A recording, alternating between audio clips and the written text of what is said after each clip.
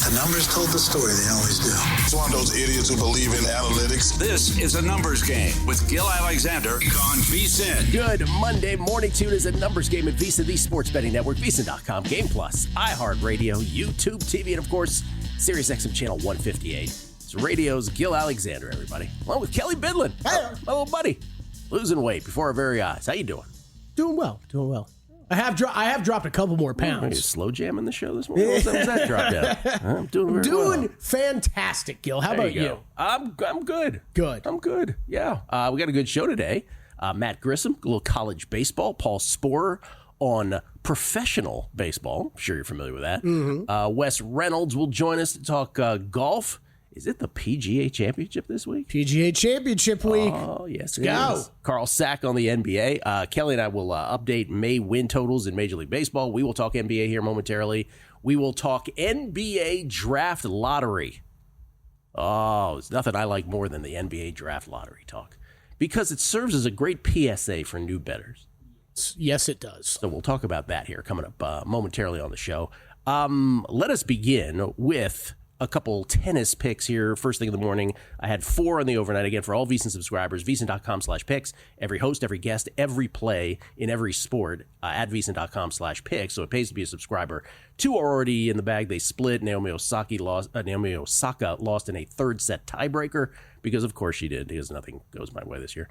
And then Deanna Schneider won easily in straight sets. So we split those. What remains is one on the men's side, one on the ladies' side. If you want some action during the show today, Jaume Munar on the men's side, plus 119 against Sebastian Corda. That was the number got out last night. I will check on what that is right now. And then on the ladies' side, a little later on in the morning, this will be after the show, I believe, I am going for the flyer on Marta Kostyuk against the world number 1, Aryna Sabalenka. Yeah, sure am. Kostyuk played her to 2 really tight sets the last time they played, or at least 2 very tight sets, and one I think that went to a tiebreaker. I think she might take her down here. Plus 243 is not what this price ought to be. Sure, Sabalenka should be the favorite, but it should not be anywhere close to plus 243. So DraftKings has plus 225 currently on Kostyuk and plus 110 on Munar. Yeah, Kostyuk, I would still play. Munar, I would not let it get to minus money. Let's put it that way. Anything below plus 105 is probably not a play anymore. Plus, that's again why it pays to be a subscriber. VSiN.com/picks for all subscriber picks throughout. Again, the network, every sport by every host or guest listed there. Okay, to the National Basketball Association, and this weekend, Kelley, based on the absolute shenanigans that we witnessed last week in so many games with teams coming back from 20-point deficits and last-second wins and the like. This was kind of tame by comparison this weekend. And we'll just go to yesterday's games. We have a 2-2 series now between the Thunder and the Nuggets. This could have been a very different conversation had this ended the other way. Oh, boy. Yep. Oh, boy, could it have been. Huge quarter for OKC in the fourth. Denver was up in this game 71-63, a little more than 30 seconds into the fourth quarter. But a 14-2 OKC run put the Thunder up 77-73. They never would relinquish the lead after that. And the biggest sort of sequence, perhaps, Jokic missing 2 free throws, down 84-80 with 3:25 left. That was big, as was Gordon going 1 for 2 from the line right after that, down 86-80. The spread was decided. The spread on this was 6.5. It was decided on an odd sequence. Went down 90-83 with 9 seconds left. Gordon made he had 3 free throw attempts, right? Yeah. Tell me if I'm wrong. Gordon made one of the first 2, and then a dual lane violation results in a jump ball. So 90-84. Remember, it's 6.5 was the close, but depending on where you got this, right? So 90-84. Denver wins it. I suppose there was a scenario where OKC could have won it. Or if he had missed free throws, it had gone the other way. But Nuggets lollygag a 3. They win the jump. They lollygag a 3 with 2 seconds left. Gordon banks it in. It's just incredible. I didn't have the Thunder side in this one specifically because I've talked about Aaron Gordon killing me so many times. But man, I'm sure there are some Thunder bettors out there where if you've bet Thunder the couple games I did where Gordon killed you, and then this one last night too. Oh my gosh, it's just wild. huge. OKC 2 free throws to wrap it up. Those were inconsequential to the spread as a result. So Denver ends up losing by 5. That covers, but OKC wins it 2-2 back to OKC. The series goes, and the NBA Hard O Earth is returned to its axis, if you will, with that. Yeah. At least temporarily. I think a little bit, Gill. I'm not feeling very comfortable. I'm not. It's 2-2. I got all kinds of Thunder tickets. I don't feel all that great. This is a game where the Thunder defense has been awesome throughout the entire series. The struggles are real for Nikola Jokic. The struggles are real for everybody else on the team as well. It's crazy. Like, Jokic can have bad games, and still you look at his stat line, and it's like, 27 points, 13 rebounds. Like, no, he still didn't have a great game. They're doing a great job of swarming him with defenders right now. But on the other side of the ball, Oklahoma City, it's man, it's going to be really interesting, Gil, because we got report down this morning from Shams, too, of Giannis being open to going elsewhere. It's wild how much the next 3 games of this series could define the landscape of the NBA going forward. Because if the Thunder crew, let's say they go to a championship, they're not thinking twice about making a play for Giannis. They lose this series, I think they're thinking long and hard about making a play that overhauls and reshapes their entire team. OKC 10-point favorites in Game 5. 10-point favorites, Game 5 tomorrow night. We were sitting here Friday talking about that line with Cleveland, Indiana, right? The Cavs players end up playing in that game. It's amazing how much the zigzags being built into some of these games, right? We go back to OKC, and it's a 3-point difference from where we closed in this game before. Yeah, speaking of the Cavs, that's where the NBA Earth did not return to its axis yesterday. Indiana just blitzkrieks the Cavs. Just absolutely destroys them from the outset. They lead that game by as many as 45 points. Do the Pacers. They led by 19 in the first quarter alone, and it just extended from there. They win by 40. They led by as many as 44. Pardon me, not 45. They win by 20, 129 to 109. A game that was never in doubt at any point. As Ernie Johnson said, a game only a mother could love. That's all it was. It was just a terrible watch. And Indiana takes a 3-1 lead over Cleveland. Game 4 in that series, a potential closeout back in Cleveland tomorrow night with the Cavs installed as a 7.5-point favorite. Now, the big issue here, though, is Donovan Mitchell hurt his ankle. We don't know exactly when, but at halftime, he tried to warm up, and he couldn't put any weight on that ankle. Yeah. And so, I said this last week.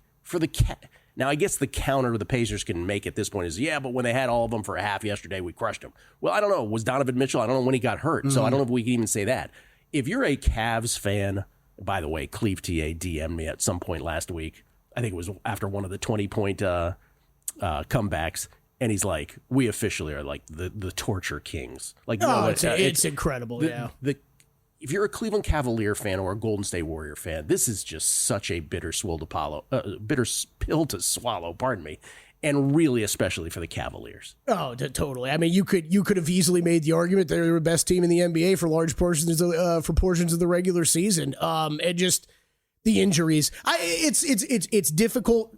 I think we do a very good job of this, Gill. I like to think this, but let's hold 2 thoughts in our head at the same time, right? It's brutal. Cavs have had to play through these injury problems, and it's probably what's going to kill them. And guess what? Indiana's playing great ball. Absolutely. And they play at a pace where if you're banged up, good God, God help you. 64-win Cavaliers on the brink, if you will, headed back to Cleveland tomorrow night. But we're showing 6.5. I'm seeing some 7.5-point favorites out there in favor of the Cavs. We'll see what the story is with Donovan Mitchell tonight. The real quick, just to finish up on that one, Gil, it's the series price. I might have to get involved at a gross number. Like, I think this is over.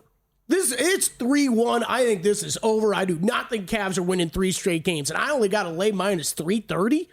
Yeah, this is the one, again, where I got in on the Pacers after Game 1. Good on you. Pacers and Nuggets, I should point out, both after Game 1s, because I was like, look, the train left the station. I had a hunch about both of them. I hated myself for not betting them pre-flop, but I wasn't going to let it go past Game 1. So the Pacers one looks great now. I got like plus 191 or something like that on that. But minus 330, you want to play that now? I might get involved today. Okay. Yeah. I was shocked when I saw that number last night. Well, as far as tonight's games are concerned, doubleheader tonight. These are Game 4s now. Celtics and Knicks back at MSG after the Celtics just rolled over the Knicks in Game 3 to get off the schneid. The Knicks are up 2-1 in this series. The Celtics are $3 favorites, though, down a game in this series. The Celtics are 6.5-point favorites or 6 points, depending on where you are right now, in tonight's game at New York. I think I want to take the points with the Knicks. Yeah, I don't hate it. I think I'm staying away from the side tonight. Would be looking total. I think you can look unders in this series or the way that I'm looking right now. But saw the Celtics team look a little bit more like themselves finally on Saturday. That was expected. I think the one thing though, I don't mind your Knicks play at all because I don't think we've seen the best of the Knicks yet by far. Even in the games that they won, that was not the best New York Knicks performances, at least from an offensive standpoint, that I'd expect to see at some point in this series. So I don't hate it. I did bet the Celtics on Saturday. I'm going to be staying away from this one though. And then the T-Wolves and the Warriors, game 4 tonight back at Chase Center in San Francisco with the T-Wolves up 2-1. Sort of felt like, again, no Steph in game 2, no Steph in game 3. It sort of felt like game 3 was the one that the Warriors had a chance to steal and they didn't. And now the T-Wolves 5-point favorites tonight. Total is at 200.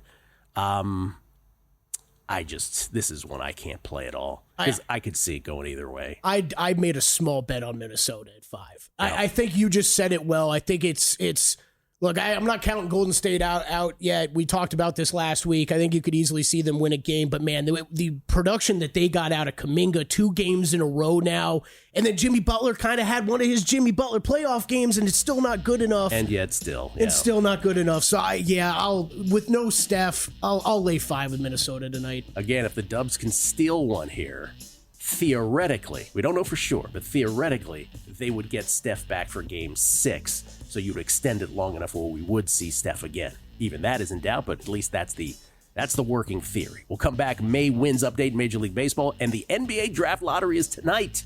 We dive in next.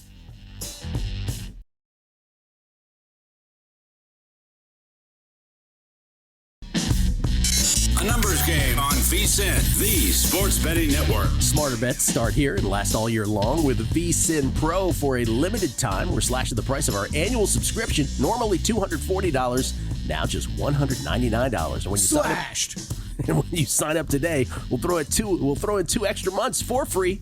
That's 14 months. I did the math. Of VSiN Pro access for less than 50 cents a day when you use promo code PRO. Get 14 months of access to our daily best bets from VSiN hosts and guests, exclusive splits from DraftKings and Circa, 24/7 live video and full show replays on the VSiN Watch app, plus all our special edition betting guides. Head to VSiN.com/subscribe now. Use promo code PRO to lock in 14 months of VSiN Pro for just $199. That's VSIN.com/subscribe. We get tweets at Beating the Book. Always appreciate it. This is from Duke of the South. It feels like the Pacers are shooting 90% from the field. I feel like everything is dropping, and I love it. By the way, I had that feeling whenever I had an under in this series, which I did in both games 1 and 2. That's exactly how I felt. I'm like, do these teams miss? It is. Yeah. I've had some of the unders have not been fun to live through. It reminds me in the NBA. Reminds me of the Cryan Kenny story where he had the Cryan Kenny, famously one of Chrissy Andrews' greatest stories about shooting the TV screen back in the day in Vegas. One of the lesser known but great Cryan Kenny stories. Cryan Kenny was this sports bettor that used to exist here in Vegas in the 80s. He had a bet in a Seattle Sonics game. He had an under. And they didn't score. No, neither team scored for like the first 4 minutes of the game. And then downtown Freddie Brown of the Sonics gets fouled and puts up this circus shot that goes in. And Cryan Kenny's like, are they going to make everything in this game? Sports bettors are the best. Worst. Rick Ollier, teams have to start emulating the Pacers. No team can play at this pace every other night. The Cavs look gassed. I'm with you. If you're banged up, if you're tired, good God, it's not the team you want to play. I think it is. It is a very unique aspect to that team. But right now, I mean, you compare them to almost how every other team looks in the league, right? I mean, it's a war between the Thunder and the Nuggets right now on the defensive side. Those guys look, the Nuggets players look exhausted by the end of every one of these games. OPS plus is for Commies. That's his name of his handle. That's not what I'm saying. He says USA minus a goal and a half plus 136 IHF World Championship. Puck drops in 15. Thank you for that. The International Hockey Federation, I'm going to go with, Gill. Ben, I think you're right. Ben Handorf. I've swilled some Palo before. Gill wouldn't recommend it. I messed up pill to swallow. He's making fun of me. Shrek McPhee still holding Andreeva 11-1 here in Rome. I sure hope you're right about Sabalenka going down this afternoon. I'll leave Iga out of it for today. Oh, yeah, Iga. Let me tell you something. You know how you asked me that "Are we sure?" question on Friday? She lost, right? Now, well, here's the thing. Up until then, right, I could always say, well, slow Clay. She never loses early. Guess what? I can't say that anymore. Yeah, you've backed off in the past week. It's something. And she lost in the second round? Is that what it was? She lost in the second round to Danielle freaking Collins, who's supposed to be retired. Yeah, when's that happening? I feel like I've been hearing about that for 2 years. She's just collecting paychecks. Kevin Ryan, Gill, I agree the Cavs look cooked, but if I was to make a Pacers series bet, I won't wait until after the next game. I won't wait until after the next game, as the Cavs should take Game 5. I think he means would wait, yeah. Okay, NBA Draft Lottery is tonight, ladies and gentlemen, and I like nothing more than to discuss the NBA Draft Lottery, Kelley. Oh, I love it so. It's been a thing of yours for years. Yep. I love it. Listen, I don't know why it's on a Monday night. Have they ever done it on a Monday night before? I don't know, but mainly I'm upset about we're getting the game times moved back 30 minutes. I liked the 4 and 6:30 for us here on the West Coast. Well, so here's a lead in, ladies and gentlemen, a little story time. So the National Basketball Association, Kelley, I don't know if you know this, but the Houston Rockets in the early 80s, they drafted Ralph Sampson first in the 1983 draft. They were the worst team. They drafted the prize was Ralph Sampson.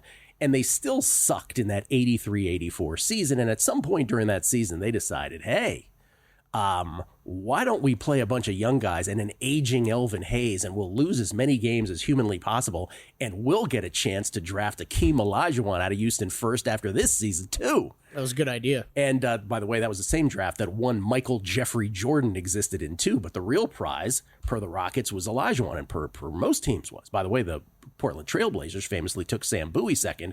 Only then did the Bulls take Michael Jeffrey Jordan third.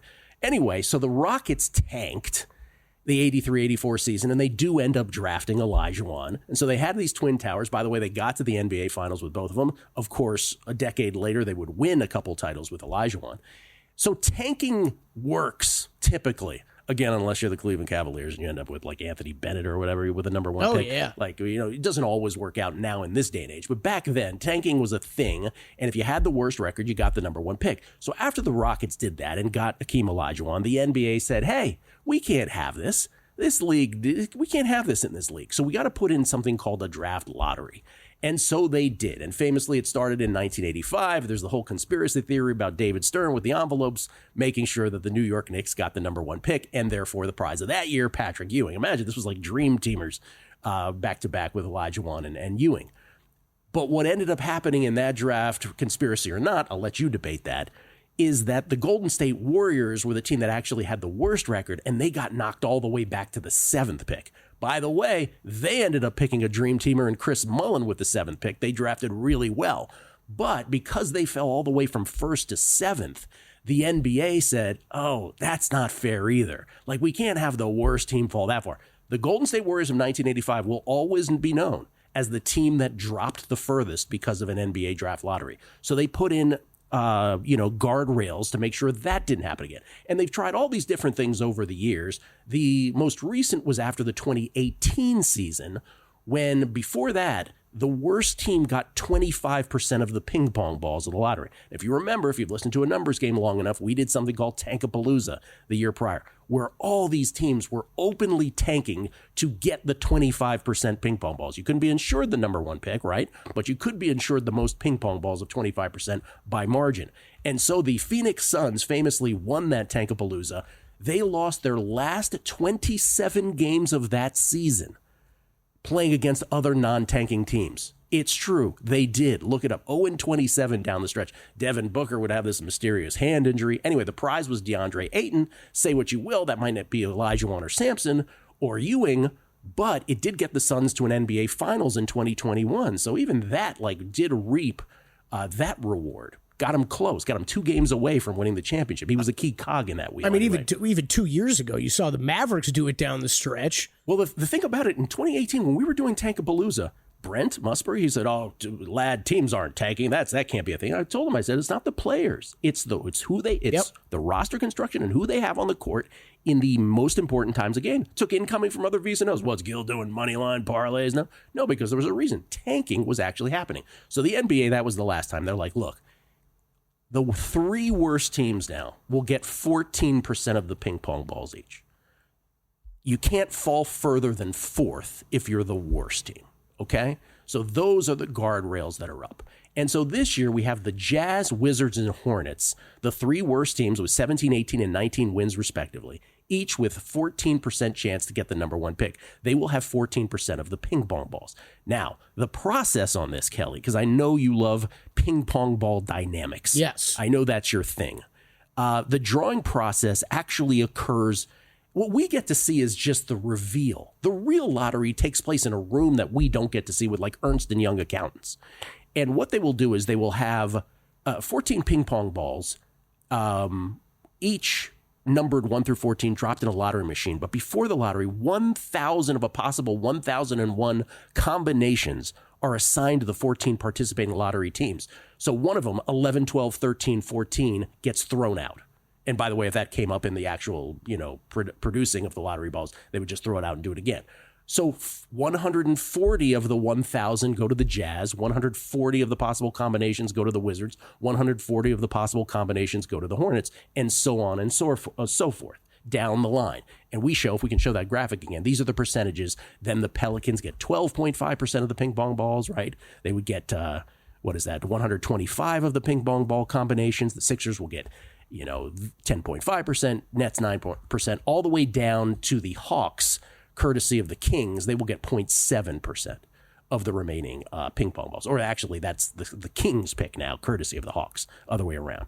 So that's the deal. The prize is Cooper Flag, but it's an interesting lottery because there's going to be 3 Duke players probably, right? Flag, Con Kneppel and Malowach, they're all going to be in there. The 2 kids from Rutgers are going to be there, right? Dylan Harper and Ace Bailey Jr. And by the way, beyond the lottery, it's a fascinating draft because guys that you know from just watching the tournament, Kelley, Janai Broom, Walter Clayton Jr., guys like that are going to be in it. Great Israeli player coming out. Joe, Baylor kid? Danny Wolf from Michigan is going to be in there as well. So anyway, the lottery is such. The point of all of this is to say, Derek Queen, our guy from Maryland, the point of this is to say, if you are betting on this, because at a place like FanDuel, you can actually bet on this. Please know that in normal opinion-based betting, we all have opinions, maybe you have a model, maybe you don't. You're just sort of playing what you perceive your edge to be. There's no perception here. These are actual fixed odds. So when you team to be drawn as the number one pick, when you see Jazz plus 550, Wizards plus 550, Hornets plus 550, please know that what it should be is plus 615. The Pelicans at 6-1 should be plus 733. The Sixers, who are at plus 750, that should be plus 876. Brooklyn, right? Plus 850, that should be plus 1011. Over 10-1 odds. Know you're getting the worst of it and don't bet it, please. Or at least know you're getting hoodwinked. A numbers game on VSiN, the sports betting network. Check out thesharpplays.com. Unmatched transparency with records updated daily, AI betting analysis, real-time global betting information, and alerts directly from the pros. That is sharpplays.com. We invite you to check it out. It's Gill Alexander. It's Kelley Bydlon. I hope everybody got what I was just saying before the break. Again, if you want to bet these shops that have NBA draft lottery props up, no one's going to stop you. It's a free country. You're able to do what you want to do. If you want action, you want action. But just know that this is one of these rare things in sports betting, right? Where we know mathematically what the odds are. There is no handicapping, right? We know based on the math of the ping pong balls what the actual odds are for teams to get the number one pick. And so, again, let me just do it from the bottom this time just to illustrate it. The Sacramento Kings have a 0.8% chance of getting the number one pick in the draft. 0.8% chance, right? You are getting, what's the number they're giving you on the Kings to get the number one pick? We don't have that graphic up right now. But the number you're getting is far short of the number what you should actually be getting, right? So the Kings, we don't have the Kings listed there. We don't even have longer than 21. Yeah, but what you should be getting, right, in a perfect world would be 124-1. You're not getting anywhere close to that. That's the point. All of these, you are getting less bang for your buck than mathematically you ought to be. So again, if you want action and you're just doing it for giggles, and knock yourself out, but just know that you are, again, by definition, getting the worst of it. Yeah, the simple comparison I'm trying to pull up, the Kings number 89-1 is what you're getting on the Kings. I mean, like the simple comparison is if you're betting the coin toss in the Super Bowl, right? And you're laying minus 103 or whatever. Different way of saying it. Yeah, you're paying to play in this. Right. But that's the thing, though. It's like, and normally on a given night, like, hey, do you like the Celtics tonight or you like the Knicks? Well, those are just opinions. Right. Right? No one knows anything for certain. Let's talk some more NBA beyond the draft lottery. By the way, the NBA draft itself, I should note, June 25th. We have to wait all the way till the end of the postseason for the NBA draft. The NBA draft itself, June 25th. Carl Sack joins us now. You may know him from his days as NBA guru over there with Dr. Bob. Now, of course, at Killer Sports and KillerCappers.com. He joins us now from outside of Denver, courtesy of the Progressive Guest Line. How you doing, Carl? I'm doing well, Gill. How are you? Doing very well. What about these two games tonight? We have a couple game fours. The Knicks up 2-1 against the Celtics.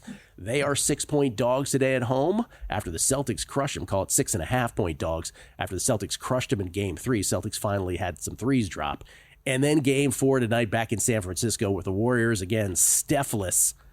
Felt like I mentioned earlier that game 3 was probably the one they were going to steal if they had a chance. I don't know. They're 5.5-point dogs. Still got to steal one to try to get Steph back in uniform in a game. What do you think about both of these tonight? I'd like to see Golden State get this game just to really make this a series. It's unfortunate that Steph's got that hamstring injury. Similar to yourself, I am a bit of a Golden State fan, and I would like to see them. I would like to see them advance. From a handicapping perspective, I think the best bet on the board tonight is probably the Boston Knicks under. We know the Cat's got that injury on his thumb of the shooting hand. We know that Porzingis has not been 100% for sure. This series has been the slowest series in the second round by far, even slower than the OKC series. And during regulation, these 3 games have averaged 196, I think, in regulation. And they're only getting more and more familiar with each other. These are division teams. So yeah, I would expect this game to go under the total. I wouldn't expect Boston to shoot 50% from 3-point again, like they did in last game. And I think it's going to come down to the wire probably. Yeah, what have we had in this series? 213, 181, and 207 in this series. And the 213 was an overtime game that I think was 100 at the end of regulation. That's correct. It was. Okay, so best bet on the board is the under. We're showing 208 on the screen. We showed a 208. I see some 209s out there. Under on the Celtics Knicks, the first of the 2 games tonight. What about tomorrow? Pacers Cavs, a potential closeout of the 64-win Cleveland Cavaliers. 64 wins in the regular season. They are 7.5-point favorites. The total is 230, which is about where it's been the entire series.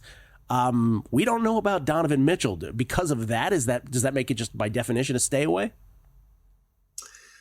For me, not necessarily. It's tough because you kind of figured, game 3, obviously Cleveland's season was on the line. You could argue the same with game 4. Obviously, in game 5, their season is definitively on the line. If I had to go anywhere, I would go Cleveland in game 5. Indy's got some breathing room here. They know they've got another home game. They could theoretically just punt in this game if they get down a bunch. Not that they have, they get down. It seems like they get down, other than last game, they get down 20 in every game and then make a game of it. But no, I think this is kind of a bounce back. Cleveland was completely embarrassed, and I know that they're banged up. It's beyond just Mitchell. Garland's still dealing with the toe issue. Hunter's he dislocated his thumb on his shooting hand. Mobley's, still dealing with an ankle issue. So they're not 100% across the board, but I tend to look more at who's really needing the game more. And for me, it's by far Cleveland. So I would lean towards Cleveland here. Other game 5, I should say, is tomorrow night. between the Nuggets and the Thunder. That one knotted up at 2 games apiece after the Thunder figured out a way yesterday. They were down early in the fourth quarter by 8. They came back. They win this game. They hold off the Nuggets. Don't cover, but win it. They are now 10-point favorites in Game 5. Totals 221. Where do you stand on this series and in this game? Power ratings would suggest that this line, the side here, is justified. I think Oklahoma City's plan, as we've seen, has been to try. They're playing deep. They're playing 10 deep, whereas Denver really, truly, they're going like 6. And so with this being an every other night series, couple games in altitude, I think Oklahoma City is just trying to outlast them. And we saw it in Game 4 as the game, they were down 7 going into the fourth quarter and ended up coming back. You mentioned it earlier, the missed free throws by Denver. They were definitely tired at the end of that game. And I think if I had to go anywhere in that game, it would probably be under the total. We've seen these last 2 games go significantly under the total, and I don't see a reason to divert from that. I know the first 2 games were high scoring. The second game you just throw out, really. That was a punt game on Denver's side, but yeah, I think if you're going anywhere, you're probably going under the total. These 2 teams they're getting more and more familiar with each other. And I think that Oklahoma City matches up well with Denver, having Hartenstein and Holmgren down in the middle. They don't have to, they brought help at times, but they don't have to against Joker. And you've seen it with him. I think I saw a stat yesterday that this is the first time in his career that he's shot below like 35% or something from the field in 3 straight games. So, whether it's a potential elbow injury that they're not publicizing or what is going on with Joker, he's looked off. Yeah. Can we also, this has nothing to do with anything. Can we get Mark Jones off of the Nuggets and Thunder? Oh gosh, yeah, I'm with you. The number of subtle shots he seems to take at Jokic is just absolutely ridiculous. While SGA is having just as bad of a shooting night, the previous game, not this last one, he's just murdering Jokic the whole time, and you're like, what are you doing? There is, I mean, Carl, going forward, if the Thunder get past this, the Nuggets here, has this series shown you enough concerns about this Thunder team about winning an NBA championship if they can get past the Nuggets? I think so. I mean, Denver is really, they are very experienced, and the games that they're winning, by a hair. But I do think it reminds us that this Oklahoma City team does not have, outside of Caruso, they don't have experience. None of these guys have been past the second round. So, when it comes down to crunch time, if they're playing Minnesota or Golden State or even in the finals, a Boston team, that's been there and done that, there's definitely going to be concerns. It also just reminds me of what I've been saying for years, and the Heat from a couple years ago was the biggest example of this. I just think the NBA, 82 games of load management, it's the biggest difference between regular season and postseason, where the rotations shrink. Also, you agree with that, Carl? Just a yes or no? That I'm onto something. I do agree with that. Yeah, it's just a different animal, and I wonder if the Hardos are almost at a disadvantage having watched an 82 game schedule. Carl, thank you so much. Good luck under tonight. Have a Boston great day, guys. And the Knicks. We'll come back. Baseball with Paul Sporer next.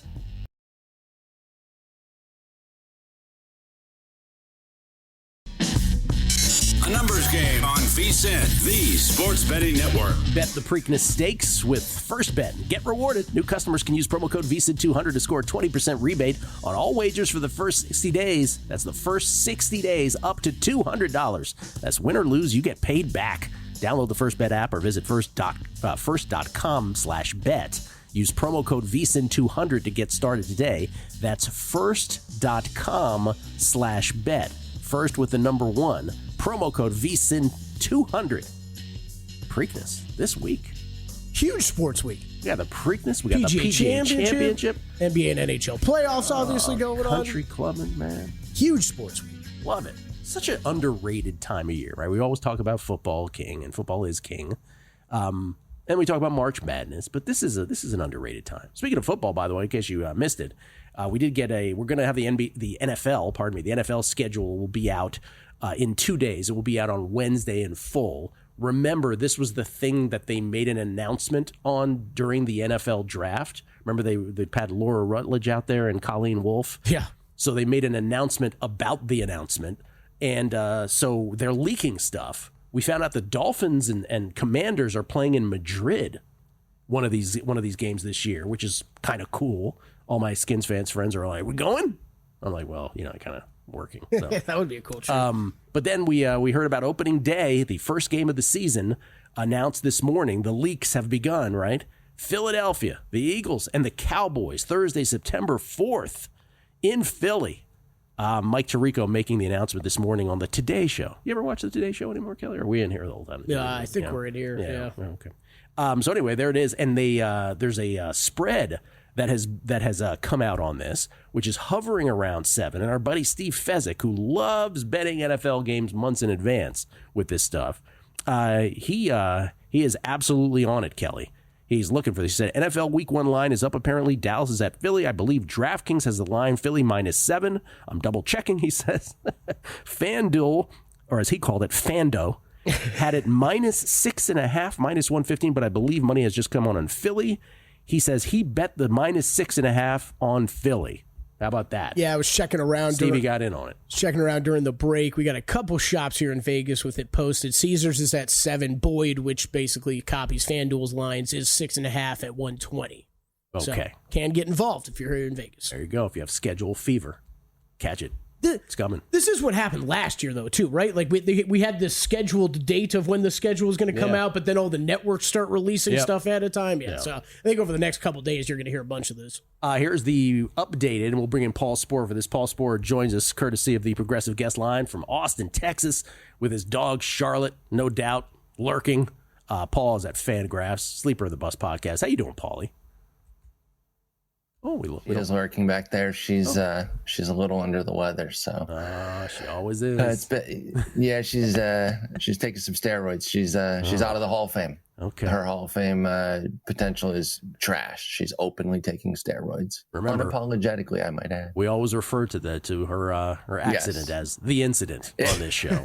If things go south here, it could happen again today. Here is the May most wins update. Remember, we are on the Padres at 25-1. The Padres, after beating the Rockies by 3 touchdowns on Saturday, 21-0, they lose. It looked like they were double parked outside yesterday. They just wanted to be out of Denver. It was such an odd game.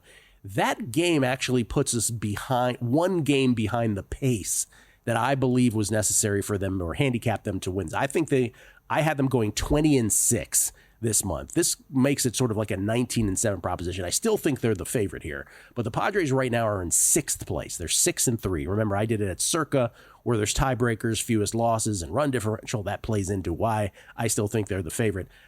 The Twins are trolling me, Kelly. Yeah, I was just gonna say, there's those Twins completely. At the top. So I had the Mets race to 10 the first month. They end up winning March, April. I had the Twins March, April. They're leading May. I don't mean to laugh at you, but it's funny. It's ridiculous. Now I don't think they'll get there, nor do I think the Cardinals will at 8-2. The Cardinals' schedule is tough. Royals at 8-3. Your Tigers, Paulie, and the Phillies both at 7-3. By the way, the Tigers with the best run differential currently this month. And then the Padres at 6-3. Padres have a 3-game set at home. Padres go home finally this month. So the Padres have 11 games left at home, 6 on the road. Remember, they're 14-4 thus far this year at Petco. So Padres looking to go into the friendly confines. It's king against Kikuchi against the Angels. 3-game set against the Angels. Let's win them all, baby. Let's win them all. And by the way, the other team not listed here, and these, good on DraftKings for keeping these up mid-month, right?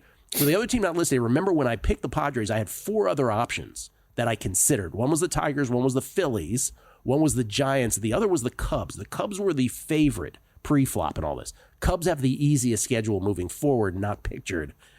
So they're lurking as well. But right now it's the Twins and the Cardinals with with the edge over the field.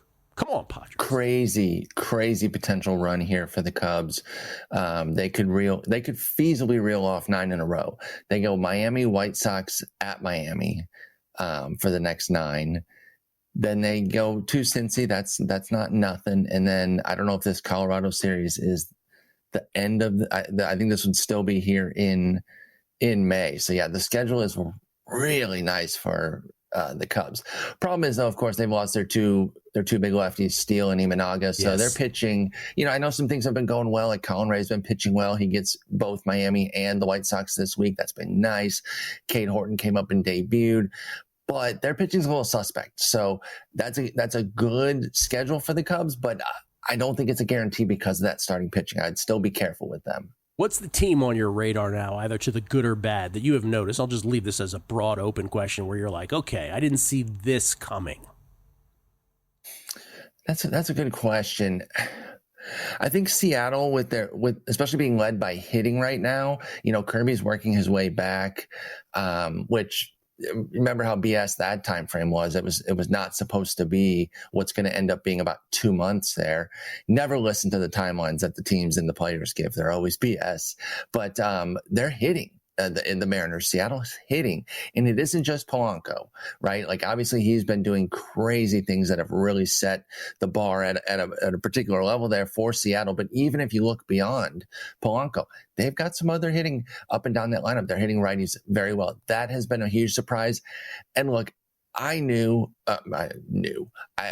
suspected that Baltimore's pitching would be pretty rough. And then, you throw in some injuries along with it. Eflin just returned yesterday, and it's terrible. I think they might be cooked. I know it's early. It's May 12th here, but they're dead last by a decent bit. How are they getting back in with this pitching? So I am a bit surprised there, even though I knew that was a flaw of Baltimore. I criticized their management all offseason for not addressing the pitching well enough. Though in fairness, I did say, they need to sign Burns. And it's not like he looks like super ace or anything like that. But they clearly just didn't do enough. Even if you give him a healthy Grayson Rodriguez, I don't think that alone would flip it.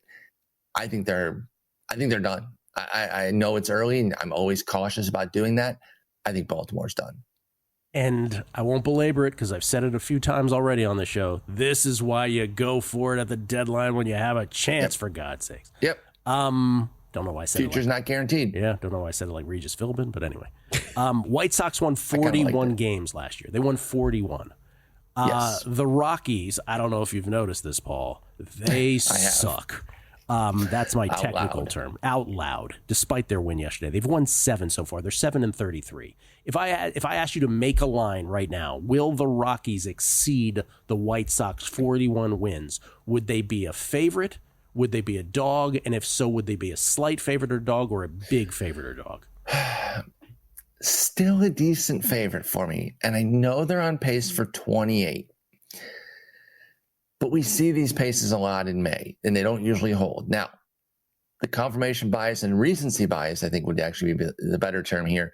The recency bias of Chicago just doing it could lead to some rough bets. I could see some people thinking, well, we just saw it last year. We're going to see it broken again this year. Maybe, but I don't think so. And it's not that I think the Rockies are like a sleeper, decent team. They're terrible. Again, they stink out loud. Like, their smell is so bad, there's a sound to it. But I still think, like, with that park, with their kind of like baseline talent that they have, that they're still going to crawl their way into the 50s or even the high 40s, which is still wretched, right?